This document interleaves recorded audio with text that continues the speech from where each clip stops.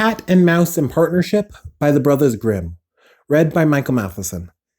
A certain cat had made the acquaintance of a mouse, and had said so much to her about the great love and friendship she felt for her, that at length the mouse agreed that they should live and keep house together. "But we must make a provision for winter, or else we shall suffer from hunger," said the cat, "and you, little mouse, cannot venture everywhere, or you will be caught in a trap some day." The good advice was followed, and a pot of fat was bought, but they did not know where to put it. At length, after much consideration, the cat said, "I know no place where it will be better stored up than in the church, for no one dares take anything away from there. We will set it beneath the altar, and not touch it until we are really in need of it." So the pot was placed in safety, but it was not long before the cat had a great yearning for it, and said to the mouse, "I want to tell you something, little mouse. My cousin has brought a little son into the world, and has asked me to be godmother. He is white with brown spots, and I am to hold him over the font at the christening. Let me go out today, and look after the house by yourself." "Yes, yes," answered the mouse, "by all means go, and if you get anything very good, think of me. I should like a drop of sweet red christening wine too." All this, however, was untrue. The cat had no cousin, and had not been asked to be godmother. She went straight to the church, stole to the pot of fat, began to lick at it, and licked the top of the fat off. Then she took a walk upon the roofs of the town, looked out for opportunities, and then stretched herself in the sun, and licked her lips whenever she thought of the pot of fat, and not until it was evening did she return home. "Well, here you are again," said the mouse. "No doubt you've had a merry day." "All went off well," answered the cat. "What did you name the child?" "Top off," said the cat quite coolly. "Top off!" cried the mouse. "That is a very odd and uncommon name. Is it a usual one in your family?" "What does it matter?" said the cat. "It is no more worse than Crumb Stealer, as your godchildren are named." Before long the cat was seized by another fit of longing. She said to the mouse, "You must do me a favor, and once more manage the house for a day alone.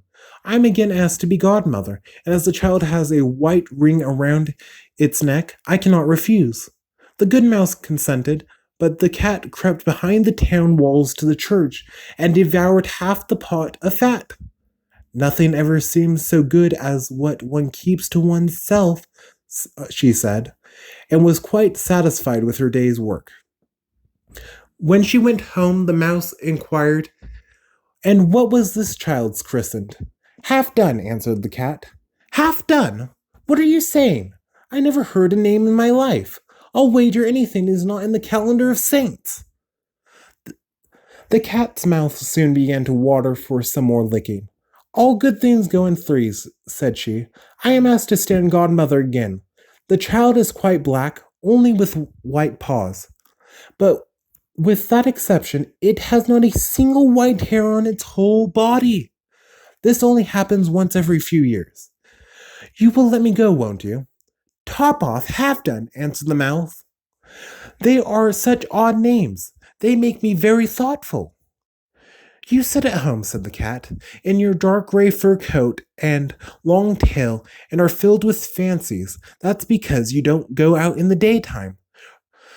During the cat's absence, the mouse cleaned the house and put it in order, but the greedy cat entirely emptied the pot of fat. "When everything is eaten up, one has some peace," said she to herself, and well filled and fat, she did not return home till night. The mouse at once asked what name had been given to the third child. "It will not please you any more than the others," said the cat. "He is called All Gone." "All Gone!" cried the mouse. "That is the most suspicious name of all. I have never seen it in print. All Gone! What can that mean?" And she shook her head, curled herself up, and laid to sleep. From this time forth, no one invited the cat to be a godmother. But when the winter had come, and there was no longer anything to be found outside, the mouse thought of the provision, and said, "Come, cat, we will go to our pot of fat, which we have stored up for ourselves. We shall enjoy that." "Yes," answered the cat. You will enjoy it as much as you would enjoy sticking that dainty tongue of yours out of the window. They set out on their way, but they arrived. The pot of fat certainly was still in its place, but it was empty. Alas, said the mouse, now I see what has happened. Now it comes to light.